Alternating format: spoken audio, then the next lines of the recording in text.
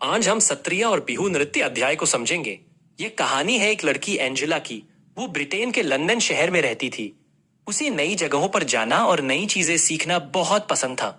आज हम जानेंगे कि भारत की यात्रा ने उसकी सोच को कैसे बदल दिया। परिवार असम पहुंचता है। खुशी का भाव। एक दिन एंजेला की माँ को एक काम मिला।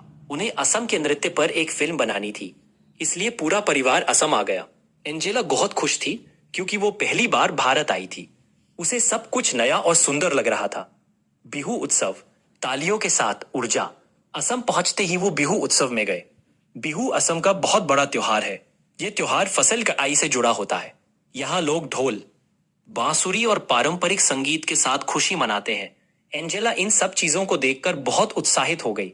बिहू नृत्य और वाद्य यंत्र, नाचते हुए स्वर। एंजेला ने पहली बार बिहू नृत्य को सामने से देखा। लड़के और लड़कियां दोनों सुंदर कपड़े पहनकर नाच रहे थे। सबकी हंसी, ताल और ऊर्जा देखकर एंजेला भी मुस्कुराने लगी। उसे लगा कि वह भी उनके साथ नाच ले। उसने असम के वाद्य यंत्र भी देखे। ढोल, पेप्पी, काल, इन सब की आवाज काफी अलग और मधुर थी। उसे अच्छा लगा कि संगीत यहाँ की संस्कृति का महत्वपूर्ण हिस्सा है। सत्र और सत्रिया नृत्य। शांत, भक्तिपूर्ण स्वर। परिवार एक सत्र में गया। सत्र एक तरह का धार्मिक और सांस्कृतिक केंद्र होता है। यहाँ नृत्य, संगीत और भक्ति का अभ्यास किया जाता है। एंजेला यहाँ का शांत वातावरण देखकर बहुत खुश हुई। सत्र में एंजेला ने सत्रिया नृत्य देखा। यह असम का एक बहुत पुराना शास्त्रीय नृत्य है। पहले इसमें सिर्फ पुरुष ही नाचते थे। उनकी पोशाक, भाव और नृत्य की चाल, सब कुछ बहुत अनुशासित था। एंजेला यहाँ देखकर हैरान रह गई। अब सत्रिया नृत्य में लड़कियां भी भाग लेती हैं।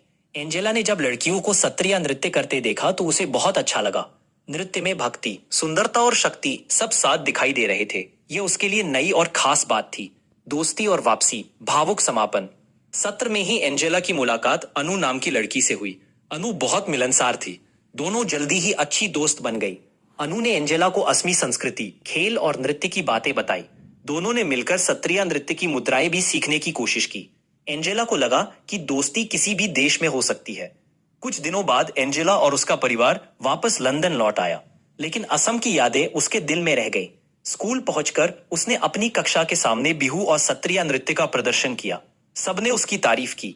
एंजेला ने महसूस किया कि कला और संस्कृति लोगों को जोड़ने का सबसे अच्छा तरीका है। इस कहानी से हमें यह सीख मिलती है कि भारत की संस्कृति बहुत विस्तृत और सुंदर है। नृत्य और संगीत केवल मनोरंजन नहीं, बल्कि परंपरा और भावनाओं का माध्यम भी है। हमारी विविधता ही हमारी सबसे बड़ी ताकत है।